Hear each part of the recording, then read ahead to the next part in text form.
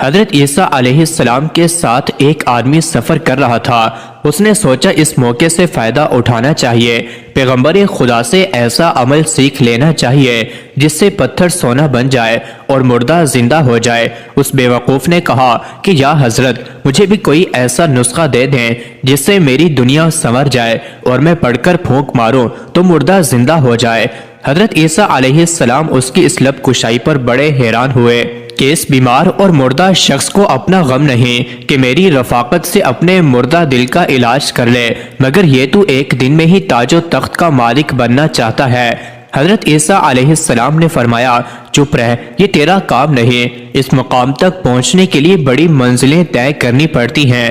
یہ قوت تو اس وقت حاصل ہوتی ہے جب ایک عمر روح کی آلودگیوں کو پاک کرتے گزر جاتی ہے۔ اگر تو نے ہاتھ میں عصا پکڑ بھی لیا تو کیا ہوا؟ اس سے کام لینے کے لیے تو موسیٰ کا ہاتھ چاہیے۔ ہر شخص عصا پھینک کر اژدھا نہیں بنا سکتا اور نہ پھر اژدھے کو عصا بنا سکتا ہے۔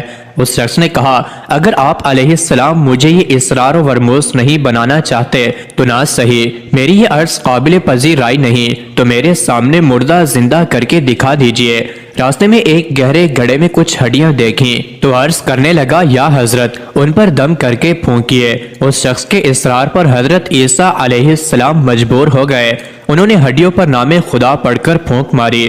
یہ ہڈیاں دیکھتے ہی دیکھتے ایک خوفناک سیاہ شیر کی صورت اختیار کر گئی۔ شیر چھلانگ لگا کر گھڑے سے نکلا اور اس شخص پر حملہ آور ہوا اور اسے فوراً ہلاک کر ڈالا۔ حضرت عیسیٰ علیہ السلام نے شیر سے دریافت کیا کہ اس نے ایسا کیوں کیا؟ شیر نے عرض کیا، یا حضرت علیہ السلام، وہ آپ کے لیے تکلیف کا باعث بن رہا تھا۔ حضرت عیسیٰ علیہ السلام نے اس سے پوچھا کہ تو نے اس کا خون کیوں نہیں پیا؟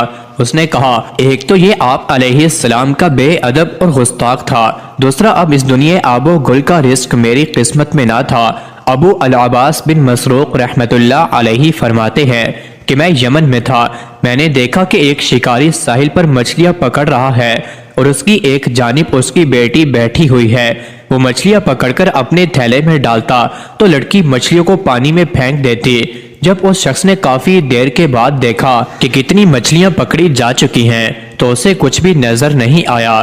اس نے کہا، پیاری بیٹی، مچھلیاں کہاں گئیں؟ اس نے کہا، والد صاحب، میں نے آپ سے ہی سنا ہے کہ رسول اللہ صلی اللہ علیہ وآلہ وسلم نے فرمایا، کوئی مچھلی جال میں نہیں پھنستی مگر یہ کہ وہ اللہ تعالیٰ کے ذکر سے غافل ہو جائے۔ میں اس بات کو پسند نہیں کرتی کہ میں ایسی چیز کو کھاؤں جو اللہ کے ذکر سے غافل ہو۔